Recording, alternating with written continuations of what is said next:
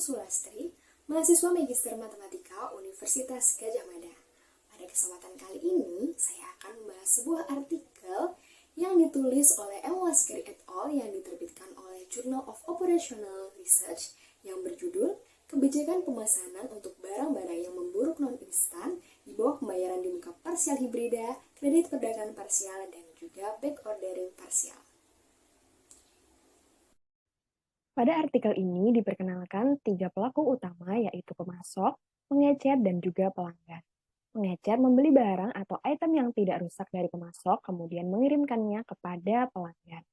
Dalam hal ini, pemasok menawarkan kebijakan pembayaran sebagian di muka kepada pengecer selama waktu tunggu pengiriman pesanan, dan juga serta pembayaran tertunda sebagian setelah menerima pesanan dalam skema hybrid.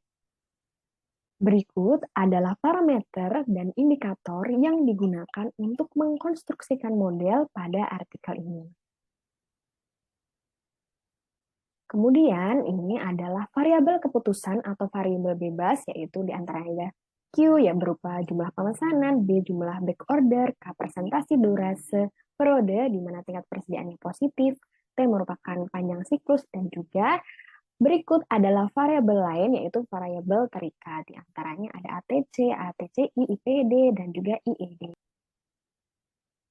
Kemudian, dalam mengkonstruksikan model, diperlukan beberapa asumsi, dan asumsi-asumsi berikut di antaranya adalah kontrol inventaris ditangani untuk satu item, pola permintaan mengikuti tingkat yang konstan, kemudian tingkat penambahan produk tidak terbatas, horizon perencanaan yang tidak terbatas, dan asumsi yang terakhir adalah pengecer menerima pinjaman dari pihak ketiga, misalnya bank, untuk membayar pembayaran di muka, dan mulai membayar kembali pokok dan bunganya setiap kali ia menerima pembayaran dari pelanggan. T, yaitu siklus hidup produk, memiliki sifat probabilistik yang mengikuti distribusi probabilitas dengan PDF, FT. Kemudian, produk tetap segar selama interval waktu 0 sampai dengan TD dan tidak mengalami kerusakan. Fungsi distribusi kumulatif dari T diperoleh sebagai berikut, yaitu yang disimbolkan oleh FT, dan kemudian tingkat kerusakan yang diberikan berupa RT, yaitu FT per 1 dikurangi FT. Pembahasan pada artikel ini dibagi menjadi 2 kasus, yaitu kasus yang pertama adalah TD kurang dari KT, atau lamanya waktu segar itu kurang dari durasi waktu level inventory, atau dengan kata lain, produknya akan memburuk sebelum batas waktunya. Kemudian kasus yang kedua adalah TD lebih dari KT, artinya pada kasus ini produknya akan tetap segar selama waktu inventorinya. Kemudian pada kasus 1 dibagi lagi menjadi 3 subkasus, yaitu M kurang dari TD kurang dari KT. Pada level ini keadaan bahwa pengecer harus membayar sisa uang dari barang yang dibeli sebelum waktu kerusakan. Itu berarti pada periode ini lebih pendek dari periode barang tidak rusaknya. Kemudian subkasus kedua yaitu keadaan bahwa pengecer membayar sisa uang dari barang yang dibeli setelah barang rusak. Dan subkasus ketiga yaitu keadaan bahwa pengecer membayar sisa uang pemasok setelah menjual semua barangnya. Kemudian, pada kasus kedua dibagi lagi menjadi 2 subkasus. Yang pertama adalah keadaan bahwa pengecer membayar uang kepada pemasok sebelum menjual barangnya, dan keadaan yang kedua yaitu pengecer itu membayar kepada pemasok setelah semua barangnya terjual. Kita bahas kasus yang pertama, yaitu kasus TD kurang dari KT. Seperti yang tertera pada diagram tersebut, bahwasanya pada siklus ini dibagi menjadi 3 segmen waktu. Yang pertama adalah pada interval 0 sampai dengan TD, yaitu tingkat persediaan masing-masing menurun karena permintaan serta kerusakan.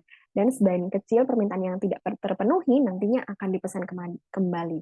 Kemudian interval waktu yang kedua adalah TD sampai dengan KT. Pada segmen waktu ini persediaan mencapai 0. Kemudian, yaitu interval KT sampai dengan T, yaitu pengecer akan dihadapkan dengan back ordering parsial. Perhatikan diagram sebagai berikut, yaitu pada interval waktu 0 sampai dengan TD diperoleh persamaan, yaitu permintaan yang semakin menurun Nah, seiring dengan persediaan barang yang semakin menurun, kemudian pada interval waktu TD sama dengan KT diperoleh permintaan yang mengikuti garis berikut karena beberapa barang sudah mengalami kerusakan, dan pada interval KT sama dengan T terjadi back ordering secara parsial yaitu sebesar beta.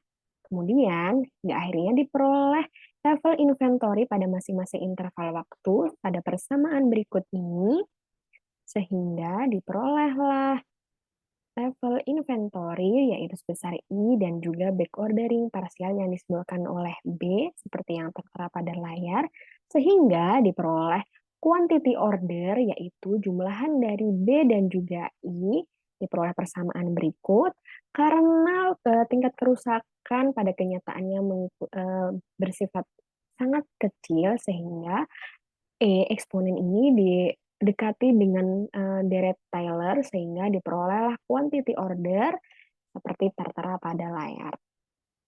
Kemudian berikut adalah beberapa biaya yang diperlukan, yaitu ordering cost, kemudian back ordering cost, purchasing cost, dan juga holding cost. Sehingga pengecer ini pada kasus 1, pengecer meminjamkan alfa persen dari biaya pembelian dari lembaga keuangan untuk membayar uang muka yang telah ditetapkan dalam N angsuran. Akibatnya, pengecer harus membayar bunga seperti yang tertera pada gambar 2. Kemudian, diperoleh juga siklus biaya modal dari pembayaran di muka juga dihitung dalam persamaan berikut yang disimbolkan oleh CCCP. Sehingga identical annual total cost atau total biaya tahunannya yaitu penjumlahan dari ordering cost, back ordering cost, purchasing cost, dan juga holding cost. Selanjutnya memasuki kasus yang kedua yaitu kondisi PD lebih dari KT atau dengan kata lain kondisi barang tetap baik sampai dengan batas durasi waktu level inventory. Diperhatikan diagram berikut. Pada siklus ini dibagi menjadi 2 segmen. Yang pertama adalah 0 sampai dengan KT yaitu menurun karena permintaan. Fakta lainnya selama interval pertama ini persediaan mencapai 0. Kemudian interval waktu selanjutnya adalah KT sampai dengan T, karena sebagian kecil dari permintaan yang tidak terpenuhi akan dipesan kembali dan selama interval waktu kedua ini, pengecer akan dihadapkan pada pemesanan kembali sebagian. Selanjutnya diperhatikan lagi, pada interval waktu 0 sampai dengan KT, permintaan semakin menurun seiring persediaan yang semakin menurun, dan pada interval waktu KT sampai dengan T, terjadi pemesanan kembali sebesar beta, sehingga diperoleh persamaan atau level inventory sebagai berikut yang disimbolkan oleh I dan juga B, dan pada akhirnya diperoleh quantity order yaitu jumlahan dari I level inventory dan juga back ordering-nya yang digambarkan pada slide teman-teman semuanya. Kemudian berikut adalah biaya-biaya yang diperlukan, yaitu ordering cost, kemudian back ordering cost, purchasing cost, holding cost, dan juga interest payment of prepayment atau bunga yang harus dibayarkan. Kemudian, sehingga diperoleh identical annual total cost, yaitu jumlahan dari ordering cost, back ordering cost, purchasing cost, dan juga holding cost. Biaya persediaan non-identik dibagi menjadi 2 bagian. Yang pertama adalah bunga yang harus dibayarkan untuk pembayaran yang tertunda, dan yang kedua adalah bunga yang diperoleh untuk pembayaran yang tertunda. Kita bahas yang pertama adalah bunga yang harus dibayarkan untuk pembayaran yang tertunda, yaitu berlaku untuk kasus dengan KT lebih dari M atau level inventory ini lebih panjang daripada lamanya waktu yang diizinkan untuk melakukan pembayaran yang tertunda, yaitu berlaku pada kasus 1, subkasus 1, kasus 1, subkasus 2, kasus 2, dan subkasus 1. Sedangkan untuk kasus 1, subkasus 3, dan kasus 2, subkasus 2, bunganya bernilai 0 sebab KT kurang dari M. Dan pengecer harus membayarkan bunga atas pembayaran yang tertunda selama interval waktu M sama dengan KT seperti tertera pada grafik-grafik berikut ini yang digambarkan oleh area-area berwarna orange. Kemudian berikut adalah persamaan yang menggambarkan bunga yang harus dibayarkan. Kemudian berikut ada pada kasus 1 subkasus 2, Dan yang terakhir adalah kasus 2 sub kasus 1. Selanjutnya adalah bunga yang diperoleh untuk pembayaran yang tertunda. Pengecer memiliki kesempatan untuk mendapatkan bunga dari atas pembayaran yang tertunda yang dilakukan oleh pemasok. Berlaku untuk kasus 1, kasus 1, 2, kasus 2, 1, dan juga 1, 1, 3, dan 2, 2. Yang digambarkan oleh masing-masing grafik berikut ini, yang digambarkan oleh area berwarna hijau. Sehingga karena kasus 1, subkasus 1, kasus 1, subkasus 2, dan kasus 2, subkasus 1, terdapat kesamaan, yaitu jumlahan area 1 dan juga area 2 diperoleh persamaan sebagai berikut, dan pada kasus 1, subkasus 3, juga kasus 2, subkasus 1, diperoleh persamaan bunga yang diperoleh, yaitu sebagai berikut jumlahan dari area 1, area 2, dan juga area ketiga. Selanjutnya adalah perhitungan total biaya persediaan. Kita bahas yang pertama, yaitu kasus 1 dengan TD kurang dari KT, karena pada kasus 1 dibagi menjadi 3 subkasus, maka diperoleh juga 3 persamaan annual total cost yang disimbolkan dengan ATC, yang mana masing-masing ini adalah jumlahan dari identical annual total cost beserta dengan bunga yang diperoleh dan bunga yang harus dibayarkan. Masing-masing disimbolkan dengan ATC 11, ATC 12, dan juga ATC 13. Selanjutnya, pada kasus kedua, sama halnya dengan kasus 1 tadi, karena dibagi menjadi 2 subkasus, diperoleh juga 2 persamaan ATC, annual total cost, yaitu annual total cost 21 dan annual total cost 22, yang mana merupakan penjumlahan dari identical annual cost beserta dengan bunga yang dibayarkan serta bunga yang diperoleh. Sehingga diperoleh persamaan berikut ATC 21 dan juga ATC 22. Pembahasan selanjutnya adalah solusi atau penyelesaian dari model yang telah dikonstruksikan. Tujuannya adalah untuk mengoptimalkan fungsi biaya atau ATC dan untuk menentukan nilai optimal dari variabel keputusan. Pada artikel ini terdapat 5 persamaan annual total cost atau ATC dari masing-masing kasus, yaitu sebagai berikut. Dan jika kita perhatikan kembali dari fungsi biaya yang sudah kita peroleh di awal tadi, itu merupakan berbentuk non-konveks, sehingga metode sederhana untuk menentukan solusi optimalnya tidak bisa dilakukan secara sederhana, yaitu dengan menyamakan dengan menderivatifkan masing-masing persamaan dan disama dengan 0. Sehingga pada metode ini dikembangkan untuk menentukan nilai optimal dari masing-masing variabel keputusan, sehingga nantinya akan diperoleh nilai optimal untuk masing-masing fungsi tujuan, yaitu fungsi biaya.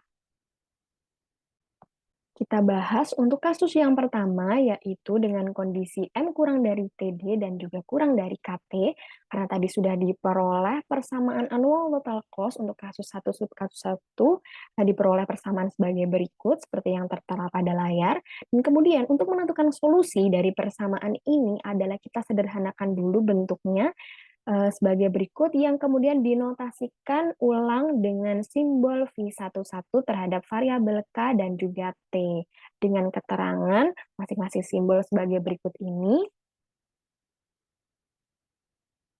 Kemudian dari persamaan tadi kita tetapkan turunan parsial pertamanya terhadap T kemudian disama dengan 0 sehingga diperoleh nilai T sebagai berikut. Dan nilai diskriminan dari θ 11 terhadap variabel K ini selalu bernilai negatif. Sedangkan untuk persamaan T ini, untuk setiap nilai K, memberikan nilai unik terhadap T yang akhirnya nanti akan meminimalkan meminimalkan nilai dari V11 terhadap variabel K dan juga T.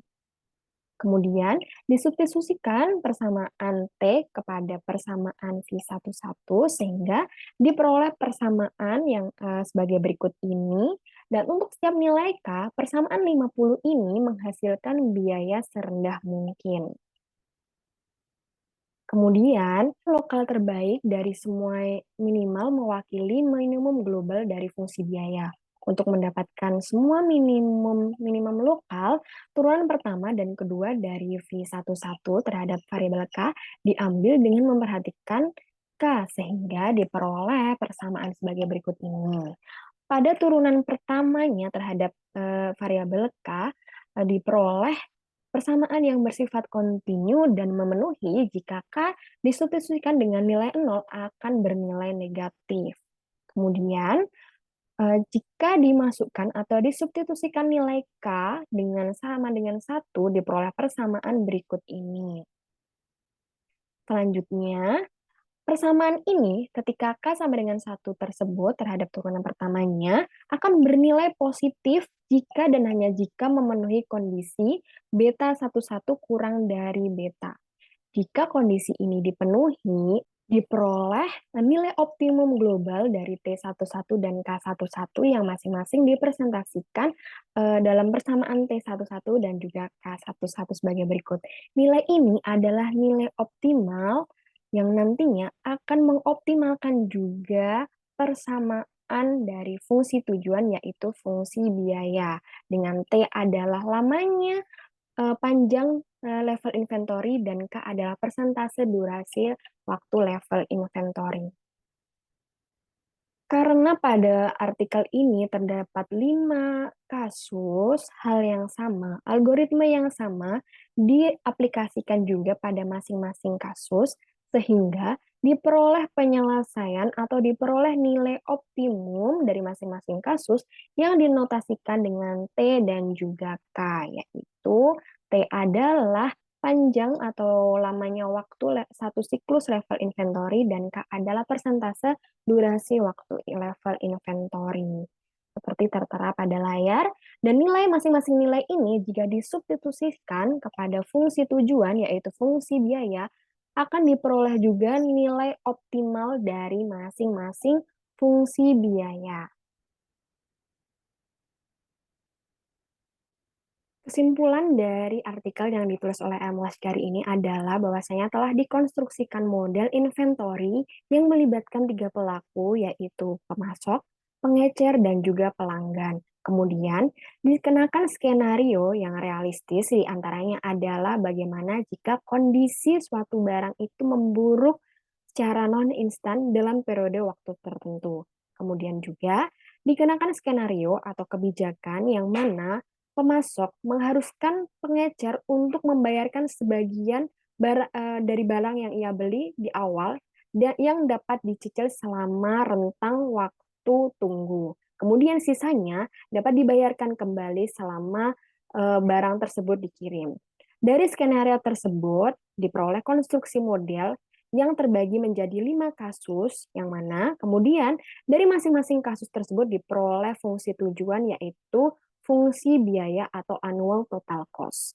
Dari masing-masing fungsi tujuan tersebut, kemudian dikenakan algoritma sehingga diperoleh nilai optimal terhadap variabel keputusannya, yang nantinya nilai variabel ini akan disubstitusikan kembali kepada fungsi tujuan sehingga diperoleh fungsi tujuan, yaitu fungsi biaya annual total cost yang optimal. Cukup sekian pembahasan kita pada kesempatan kali ini. If you have any question or some suggestion, you can drop it di kolom komentar. Dan terima kasih.